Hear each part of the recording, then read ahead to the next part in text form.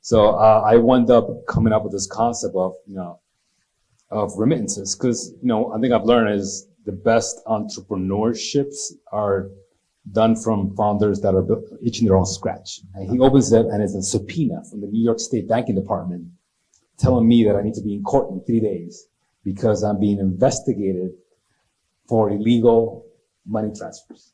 And I'm like, I lose my shit. I was like, oh my God, I'm gonna go to jail.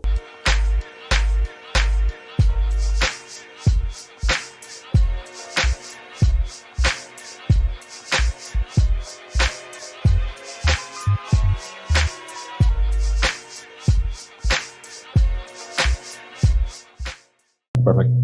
They say, necessity is the mother of innovation. So at the time, I have been living with my mom and my little brother. My dad was living in New York. And we just sent money back home to make ends meet, and that wasn't always enough. So I used to just figure out how to support, when I was like 11. So I started, selling guavas. I picked them from the back of my house, sold on the streets, and we didn't always have like running water or electricity. So I used, the proceeds from that to buy candles, just in case, the lights went out at night and I could read. That was my life at 11. That's all I knew. I didn't know anything else, right? And so to me, that was normal. Basically, it was relatively normalized for me to like having to, figure out a way to like make ends meet. So I saw entrepreneurship as not something that it was just a necessity for me to like figure out how to help out. And that was kind of instilled in me like at a very early age, because there was nothing else I could do, an 11-year-old boy. See your mom struggling, working 2 jobs, your dad working 2 jobs abroad, barely see him. So to me, it was just kind of like, I got to figure out a way to help out no matter what happens. And it was just kind of, I equated entrepreneurship with just basic survival. So talk about your journey a little bit from San Domingo to New York. So you grew up in San Domingo, spent a lot of time there, and then as a teenager, moved to New York? Yeah. So, in I think most countries abroad, you imagine the U.S., specifically New York, as this big city of dreams, right? So I always was enamored with New York. You see it in the movies, you fantasize about it. So I remember when my dad picked me up at the airport when I was 11. He drove a cab, picked me up. It was cold, and I had never worn a coat before. Brought me a yo-yo, and then we drove across the Queensboro Bridge, and across the bridge you see the entire Manhattan skyline pop up. And I felt like, oh man, I made it now. Like, I'm in the big city of dreams. Little did I know that that at the time he was staying in the South Bronx. So I went to stay there, and the very next day was kind of this stark contrast from what I've seen. It's South Bronx, early 90s. So, boarded up windows, abandoned buildings, burned buildings, cracked vials everywhere. It was just a complete contrast of what I had imagined New York was there. And it was so, like, that dream was so close yet so far at the same time, which made it kind of cruel, because it felt like it's there, but it almost seems unattainable. That kind of contrast remained inside of my head for many, many years, of the contrast of being like something that's big and audacious. It's attainable, but it's just outside of your reach. So, for years after that, after that we moved to Harlem, and that was an experience. I saw and witnessed everything. I got introduced to like gang culture very early on. My very first school when I went to Harlem, it's a true story. It's called Edward Stitt School. It got shut down. It's a school that's directly next to a prison on 163rd Street, like true story. And the first day I go there, I see this school next to a prison, and you see the prisoners get off the bus, go to school, and then right next to it is school. So you could just wait. And it felt like, wow, like that's so crazy. Like, like these kids are seeing, their potential future right in front of them. Like that's what they only can aspire to be. And from there on in, I went to aviation high school in Queens. And I felt like, to me, that was just like an escape. Like, I need to figure out how I can escape. So I think aviation was a metaphor for escape. So at the time, I wanted to become a pilot. So I went to aviation high school, graduated, went to the Air Force. And the plan was to go to the Air Force for 10 years and become a pilot. But again, I had to help my parents make ends meet. So I wound up dropping out of the Air Force in college and took on a job as an aircraft mechanic. Like, first of all, like when I was an airplane mechanic, and again, like we all are products of our environment. So I had spent 6 years in a blue collar working environment. I don't know if anyone here has worked in a blue collar environment. It's quite different than this, right? Like people go to their job, they literally clock in and out. In my experience, it was, I was working 9 to 5, except my 9 to 5 was 9 o'clock at night to 5 in the morning. I would just go home, take a break, then go to school in the morning, community college. And I didn't go to college until I was 22 because, like I had to figure out how to help my parents first. Then I went back. No college would take me. Then I just went to the college that takes everyone, which is a community college. So I went to community college and then after that I went to city college. And there I started learning about Wall Street, but I wanted kind of the best job on Wall Street. I figured if I'm going to get a job and leave an airplane mechanic career, I might as well, shoot for the moon, go as high as possible. So I wound up I didn't get that. I wound up getting a job in operations, which is kind of like the back office. And I said to myself, you know what, if I take this job now, I will settle and I will regret it the rest of my life. So with 3 months left to graduate, I just didn't take it. And I was like, I'm not going to take it. I don't care. I'm going to bet on myself. So I wound up applying to investment banking internships, and with 2 months left, I wound up getting an opportunity to intern at an investment bank, UBS. Worked 100 hours a week with a big smile on my face, and I parlayed that into a job on Wall Street at JP Morgan. And it was such a contrast because I was this Dominican kid from the projects that worked as a mechanic for 6-7 years. And now I was in Wall Street. It's a huge contrast. But, what I really learned from that experience is that, who you spend time with is who you become. If you give yourself an opportunity to be surrounded by the best, you have a very good chance of becoming the best. You just get in the right room at the right time. Even if you fail, that's still a victory, right? Because you're still going to become better just by virtue of immersing yourself around other highly talented people. And though I was scared and I had a high degree of imposter syndrome, as one would, I felt like all of that was more than worth it because I was giving myself an opportunity to learn from a lot of people that, have been groomed for this for years, right? Their parents were doctors, lawyers, and they had gone to prep schools. I had none of that. So to me, that was a great school. That was my first real school, Wall Street. Wow. So you talked about the culmination. So talk about and tell us how all of your experiences from an entrepreneur at 11 years old to being an investment banker or getting that internship and getting those experiences, how did that turn into regalia or became artists? Yeah, so I had gone to, I got an opportunity to go to business school in Philadelphia, which was another dream of mine. I always wanted to go to an Ivy League school. Got in, and when I finished school, I felt like, wow, just 5 years ago, I was turning wrenches at JFK Airport. What else can I do? But, I still want to work in finance.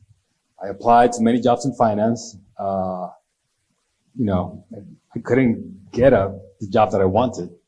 So me being me, I felt like if I can't get a job at a financial services firm, I'm going to create my own financial services firm. So I wound up coming up with this concept of, of remittances. Cause, I think I've learned is the best entrepreneurships are done from founders that are each in their own scratch. They're scratching their own itch, sorry. They're fixing their own problem.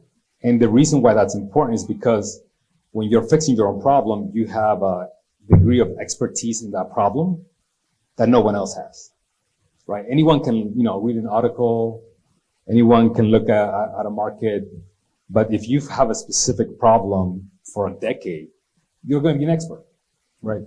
No one else is going to know more about that problem than you are. You're going to have insights that no one else has. And so for me, that was remittances. I had grown up receiving remittances. I've grown up sending remittances back home. So I come up with the concept of I'm going to kill Western Union. And the second thing I learned is, even though that business didn't wind up working, at all, it didn't matter. I was so obsessed. I was delusional almost. I was beyond delusion. I was so delusional that I convinced many people to quit their jobs and come work with me. I was so delusional that I applied to the best accelerator in the world and got in. I got into Y Combinator. I was the first Latino ever to get into Y Combinator. And wound up raising $3 million from really smart investors.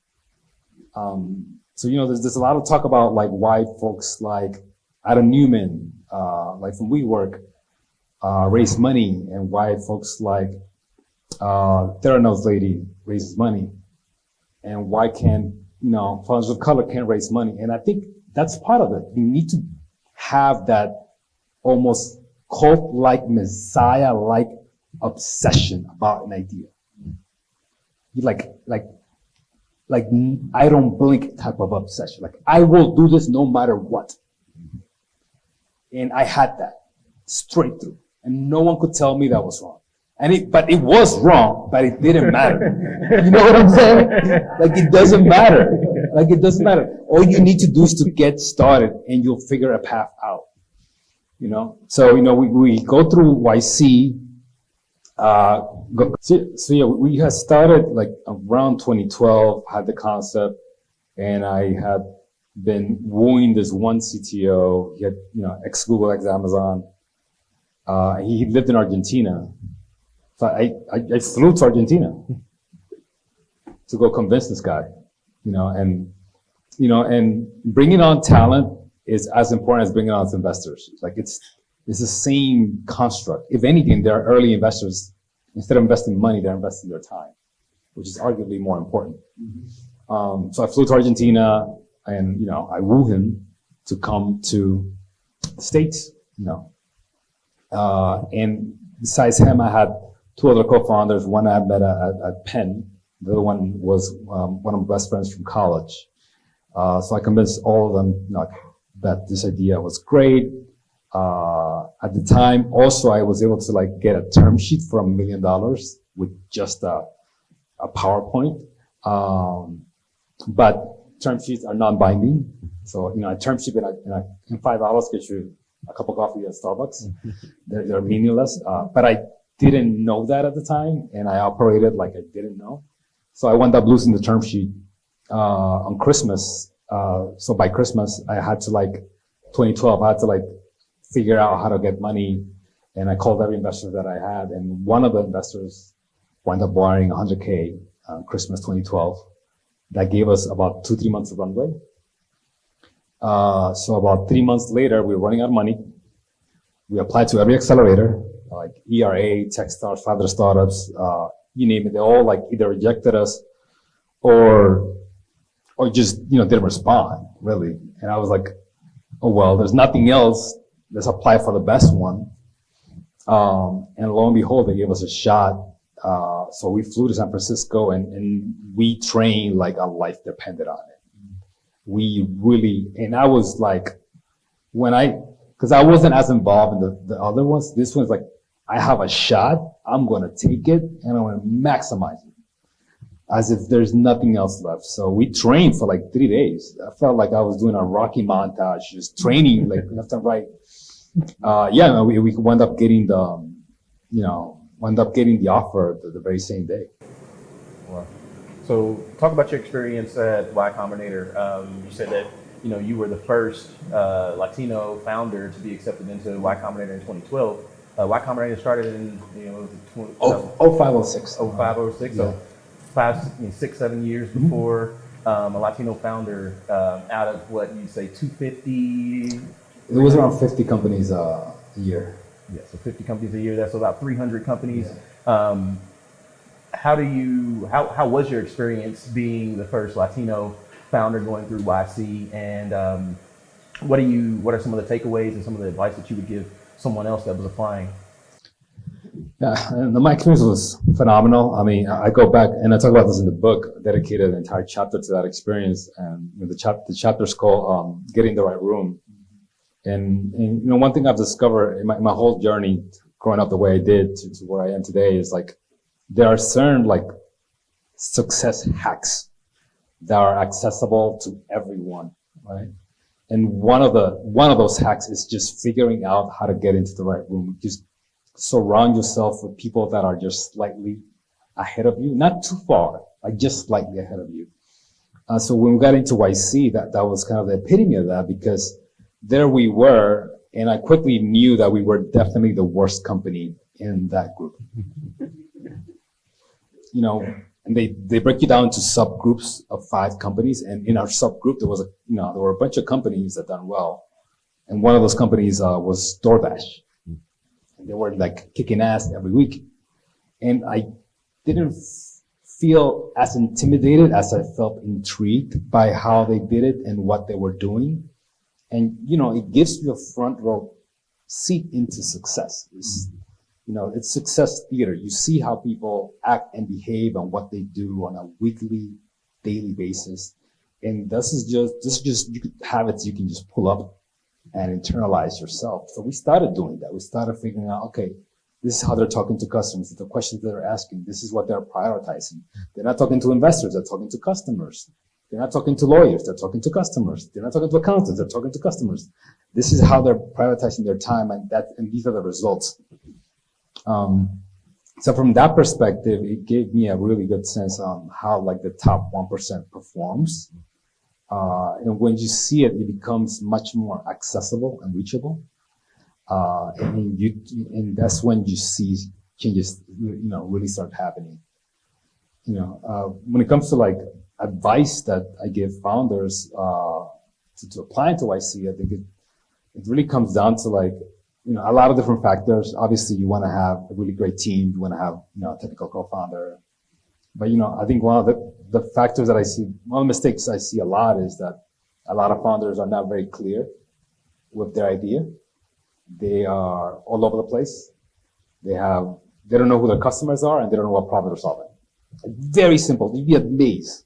A lot of talented people cannot communicate what problem they're solving, for who, and why can you do it better than anyone else can. Can you answer those 3 questions very clearly? And the reason why that's important is not just because you need to communicate it in the application, but if the person across that application can't understand it, how are they going to assess you? And if you can't communicate as a leader, how do I think you can communicate to the rest of your team, to press, to investors, to engineers? So communication is an element and an aspect that's kind of undermined a lot with investors, with founders. And I think for me, that's something I put a lot of emphasis on.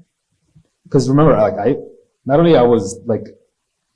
English is my second language, like business English was like a far-fetched. I did not grow up I didn't grow up at a table discussing business. Yeah. Like, up until I was 25, I was fixing airplanes. Like I didn't have that exposure. Yeah.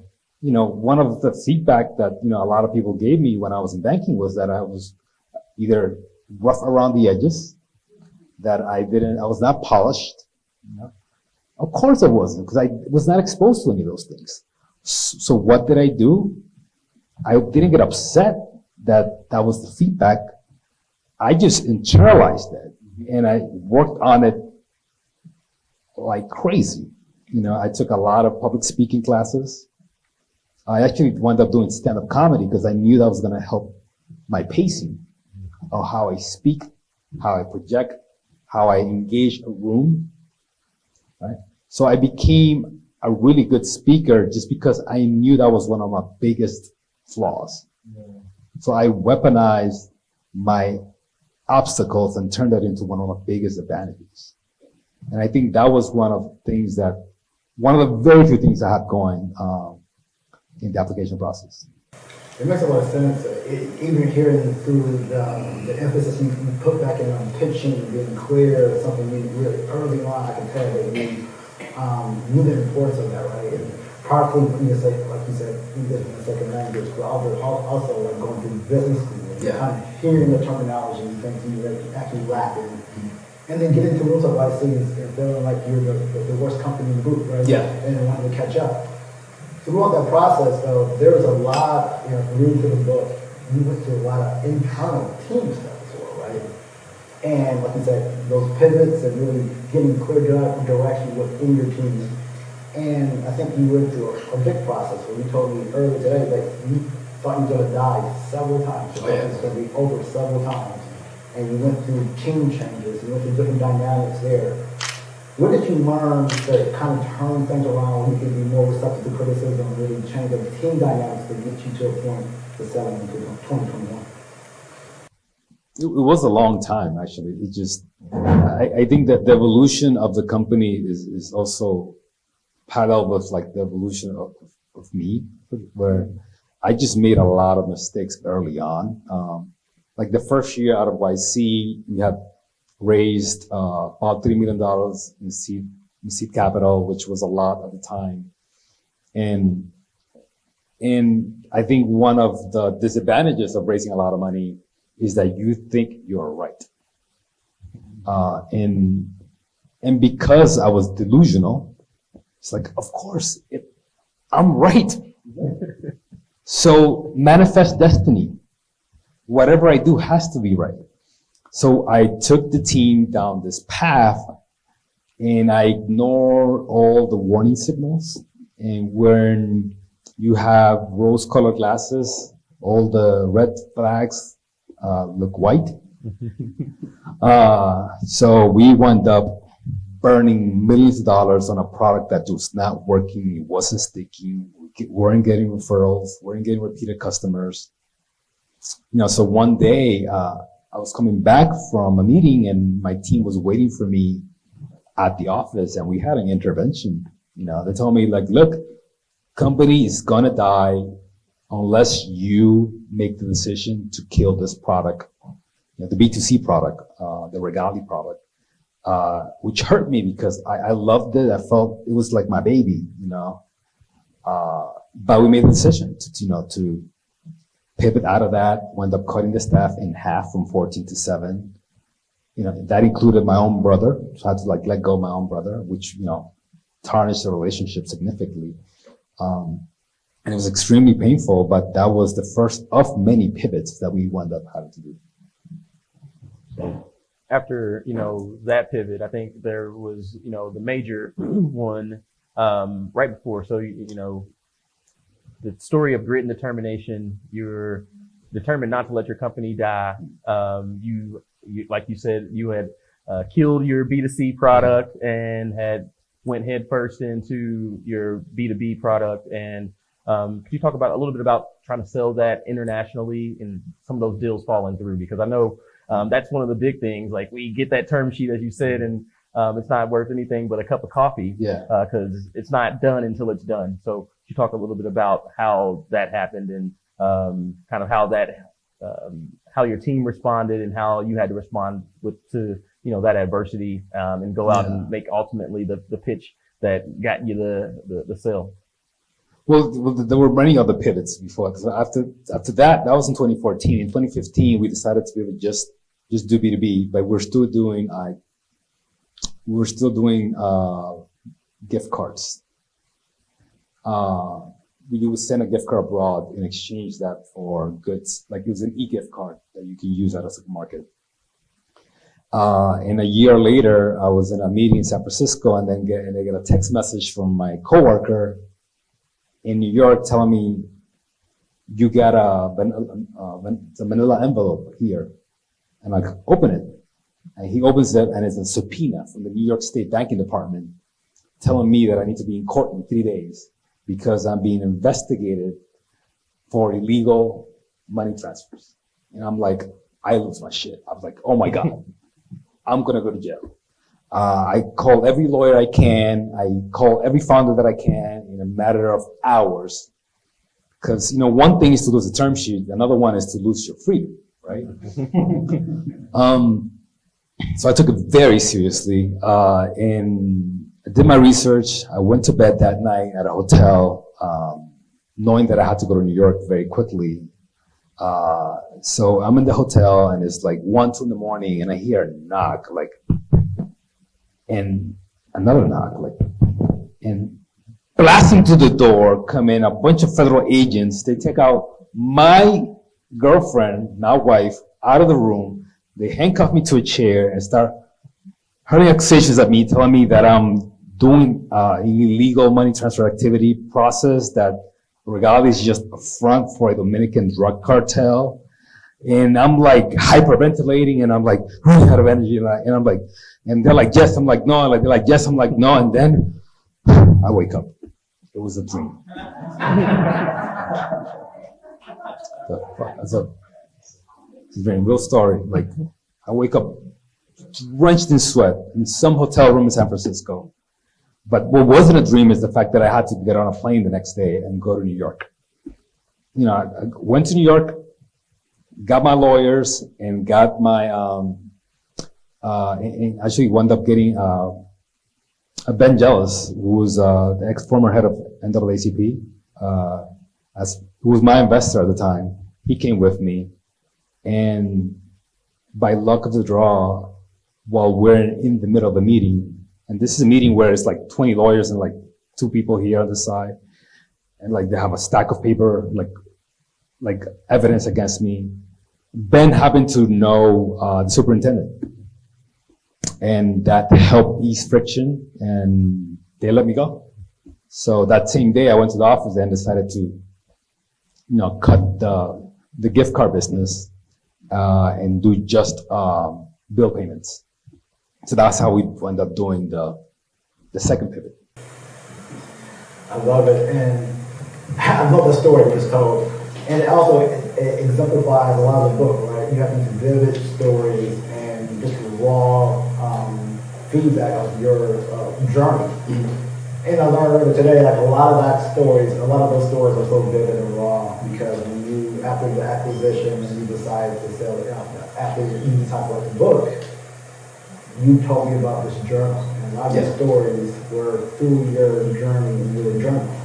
And from, we talked about this earlier, last year we had Andy come from Bonobos and the importance of mental health. And a lot of times back then, you said you felt alone, you didn't have anyone to talk to, so you went to journaling.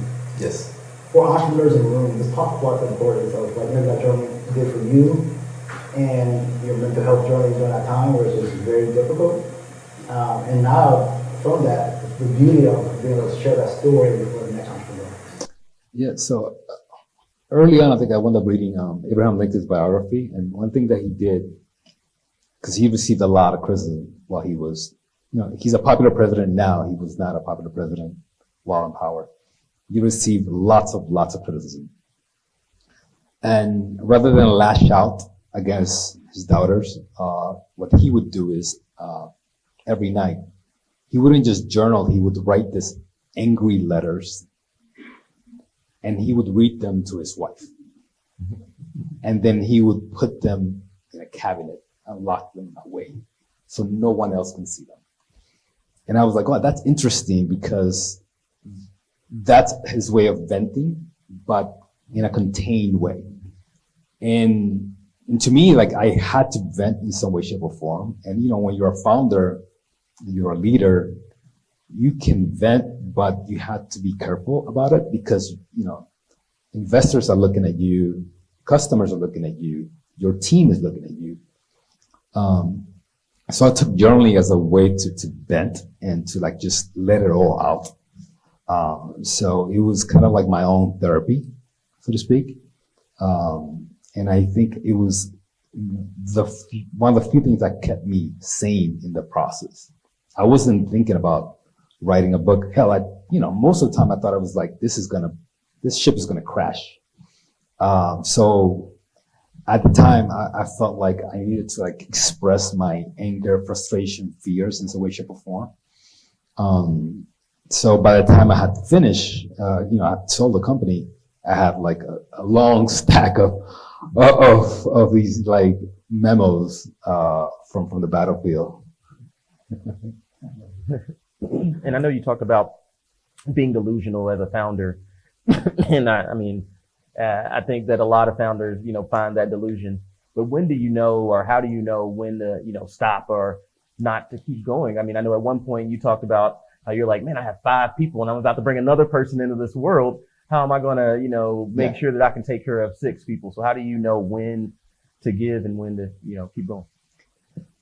When to quit? That is a good question.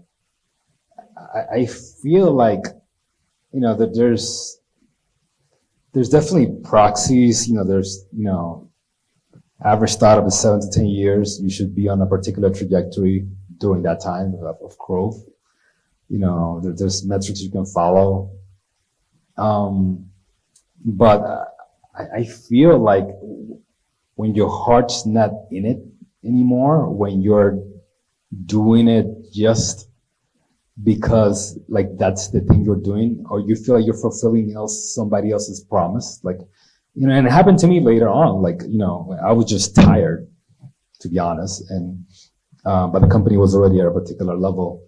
I felt like, I can keep going, but I had something else driving me towards it.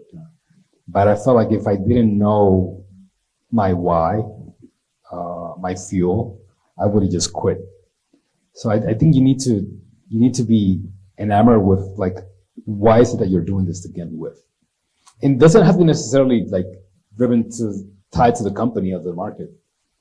For me, and I talk about it in the book in the first chapter, like to me, success in entrepreneurship equated, survival, and equated being kind of like a symbol in the community, right? Like I felt like if I succeed, then that can represent something positive for other people that look like me and had a similar pathway.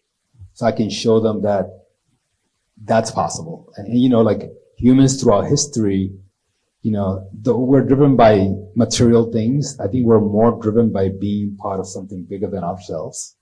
This is why, religion is popular. This is why political movements are popular. This is why social movements, cults, all these kind of movements are popular, because people feel like they're being part of something greater than themselves. So to me, that my ideology was like, if I succeed, then I can be part of something bigger than myself, right? So it was less about me and more about the ideology. I think you as a founder have to figure out what the ideology is to you. I love that. I love this engagement. Let's open up some questions from the audience, and do you have any questions?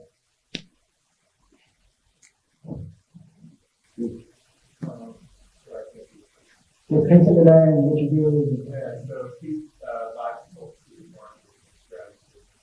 I really appreciate the story because there's so many bolts to it, so many storylines to it. Like, there has to be some common thread you have the purpose, the determination.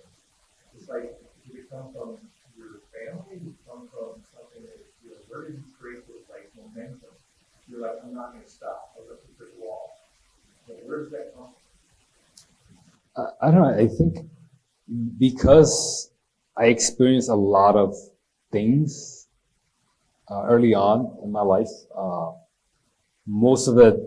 some of it hard, some of it, tragic. I felt like that was a huge benefit to me, because by the time I was 16, I had seen things that most people won't see their whole life, So to me, it was like, that's my life. I felt like I felt like I had like this blessing from, I'm not even that religious, but I felt like I had blessed from God.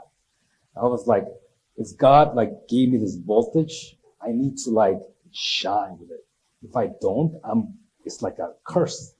And I felt like I was not the smartest kid in class. I was the most networked, not the best looking, but I had that like insane drive. That's all I had. So I decided to take that drive and the opportunity I was given to just power through and hack my way through all these kind of environments. So whatever I didn't have, I felt like I was going to piecemeal by putting myself in a circumstance where I was going to get access to that.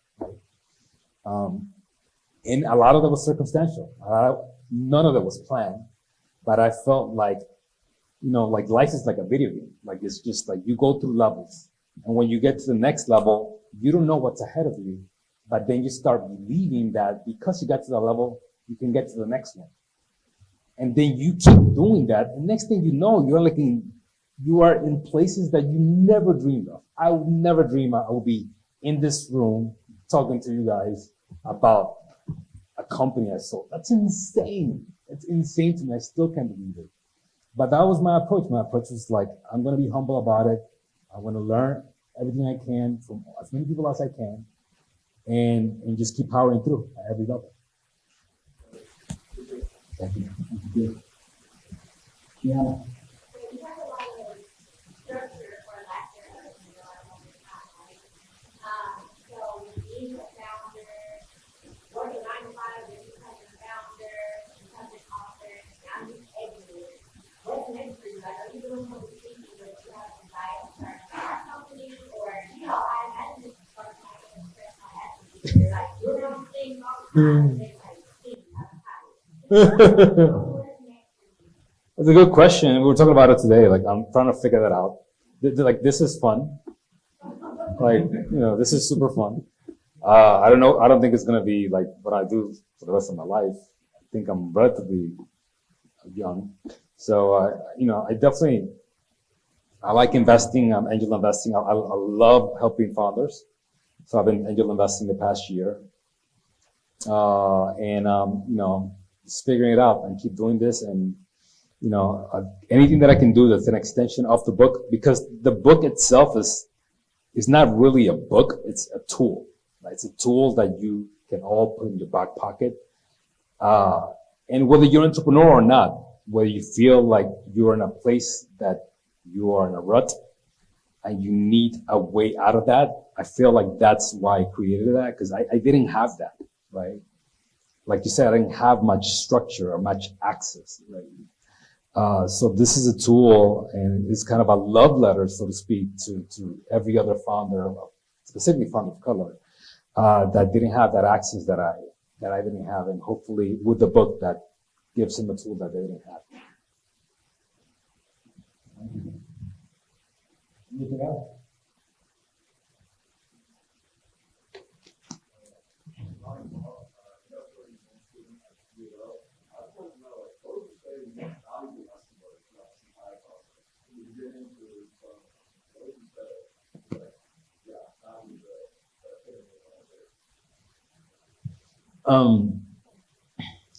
Well, I think a lesson that you guys can take away is one I mentioned earlier is the power of your environment. Like I owe a lot to being able to get into the right environments incrementally over time. I remember when I was an airplane mechanic, and I always looked at Wall Street like this fantasy. And let's be honest, like, airplane mechanic and Wall Street are polar opposites in terms of career spectrum. And so one day I wanted to go to an event, but I wasn't invited. So I just showed up and I snuck in. And the event was at UBS on Park Avenue, and you walk in and it's like, you see all these fancy paintings and marble floors, and something about being there just made me feel like I belong here. Just throw yourself in the environment. Just Give yourself an opportunity to see it, to breathe it, to be immersed by it, to have the conversations, to touch it. I think once you do that, there's like your thoughts are physical. There's a physicality to your thoughts and your emotions. And once you give yourself an opportunity to be in that environment, it changes your core and your DNA and your drive and what you believe you can do. And I think that, immediately after that, I wound up, ultimately I wound up working at US. Because it's like your thoughts, what you believe is what you make true. Right? So if you believe you belong somewhere, you'll get there eventually. Like the universe will manifest things towards you so you can make that happen. And once I figured that out, even though there were going to be many obstacles in the way, I was delusional about it, and you see it throughout the book, like all of these insanely bad things happen. But in the back of my mind, I felt like that is just an obstacle in the way until I get my way. Yeah, there's been a book. A couple people that said going from sneaking into networking events, getting in the room, we just hopping on the plane to get a CTO. Some of those sacrifices really don't want to live. I deserve that kid reading the book. You're going from San Francisco to Texas to any meeting you got, you hop on the plane and do the network. Yeah. It's insane. And so I think that piece of just great determination for perseverance is not just on heart, and I think it's just a lot of hard work, a lot of pressure to get there. Yeah.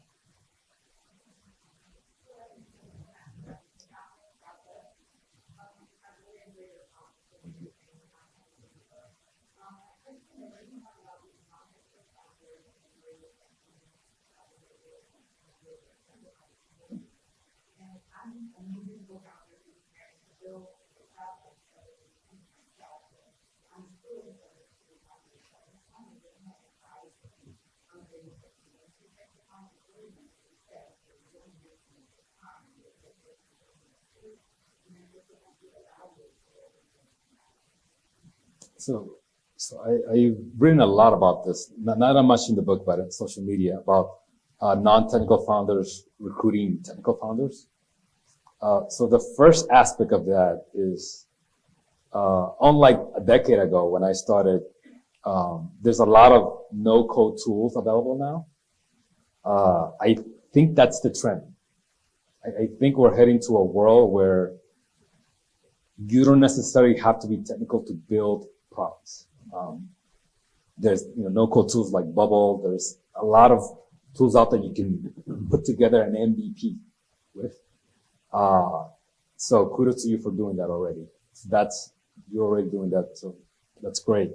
The second thing you have to understand is that recruiting a co-founder, a technical co-founder, is just like recruiting an investor. So the more traction you have on your own, the better. The more polished your pitch is, the better. It's actually no different. Right?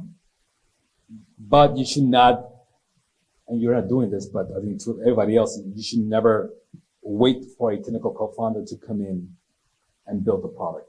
You should already have an idea of what the product is. And if you can build an MVP, great. If you can, get customers, get users, great. If you're selling to businesses, get LOIs, letters of intent. That's a way of traction. Figure out a way to get some traction without a technical co-founder.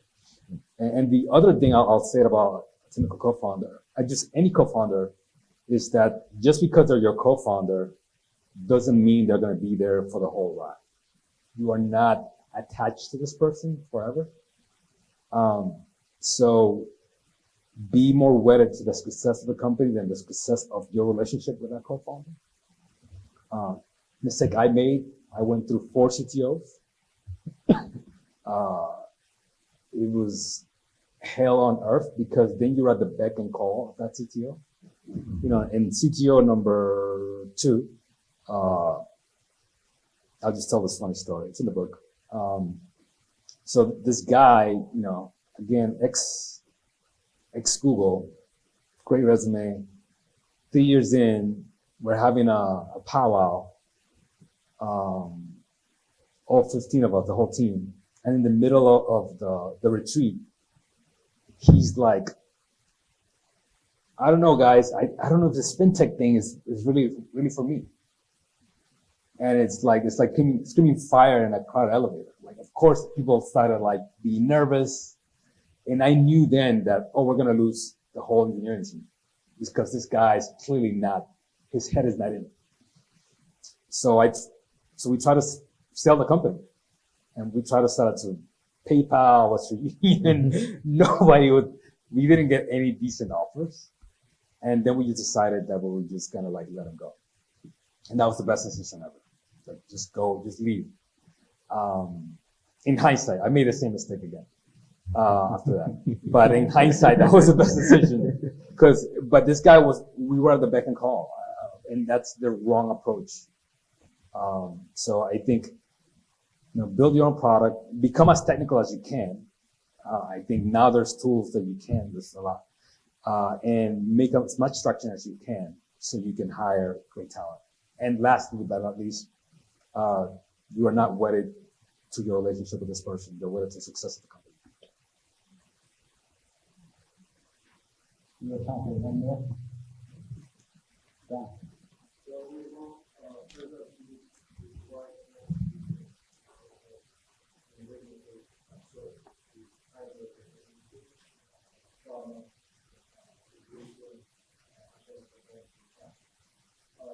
My first question would be, how much does being an immigrant help train your judgment? I'm thinking of something that is just really, I don't think God wills that, some people might cut. Like, I'm thinking of it, and what's the word that would happen? The reason I say this from God, sometimes I come up with an idea and I'm like,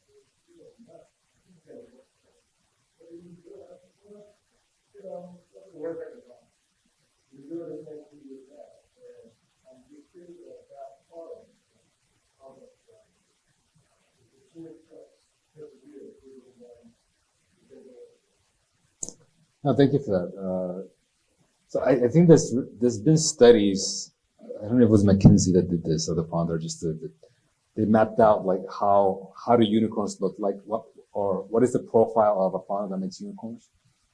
And being an immigrant, first generation, it's one of them. So I never thought about it that way, but if you think about it, it is, right?